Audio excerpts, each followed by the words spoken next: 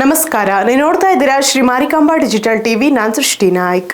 ಉತ್ತರ ಕನ್ನಡ ಜಿಲ್ಲೆಯ ಜೋಯಿಡಾ ತಾಲೂಕಿನ ತಿನೇಘಾಟ್ ಬಳಿ ಭೀಕರ ರಸ್ತೆ ಅಪಘಾತ ಸಂಭವಿಸಿದ ಬೊಲೆರೋ ಪಿಕಪ್ ಹಾಗೂ ಸ್ವಿಫ್ಟ್ ಕಾರು ನಡುವೆ ನಡೆದ ಮುಖಾಮುಖಿ ಡಿಕ್ಕಿಯಲ್ಲಿ ಇಬ್ಬರು ಸ್ಥಳದಲ್ಲೇ ಮೃತಪಟ್ಟಿದ್ದು, ಮೂವರು ಗಂಭೀರವಾಗಿ ಗಾಯಗೊಂಡಿದ್ದಾರೆ.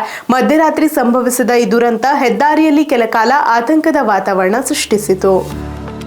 ಉತ್ತರ ಕನ್ನಡ ಜಿಲ್ಲೆಯ ಜೋಯಿಡಾ ತಾಲೂಕಿನ ತಿನೇಘಾಟ್ ಗವೇಗಾಳಿ ಕ್ರಾಸ್ ಬಳಿ ಮಧ್ಯರಾತ್ರಿ ಭೀಕರ ರಸ್ತೆ ಅಪಘಾತ ಸಂಭವಿಸಿದೆ.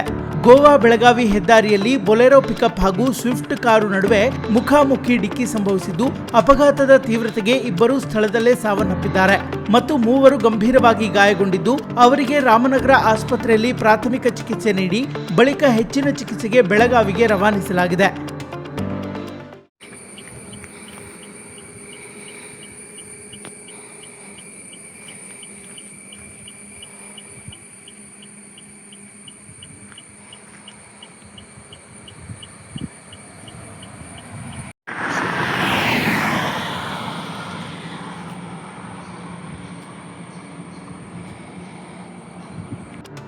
ಮಧ್ಯರಾತ್ರಿ ಸುಮಾರು 2 ಗಂಟೆ ವೇಳೆಗೆ ಈ ಅಪಘಾತ ಸಂಭವಿಸಿದ್ದು, ಓವರ್ಟೇಕ್ ಮಾಡುವ ವೇಳೆ ವಾಹನ ನಿಯಂತ್ರಣ ತಪ್ಪಿ ದುರಂತ ಸಂಭವಿಸಿರುವ ಶಂಕೆ ವ್ಯಕ್ತವಾಗಿದೆ.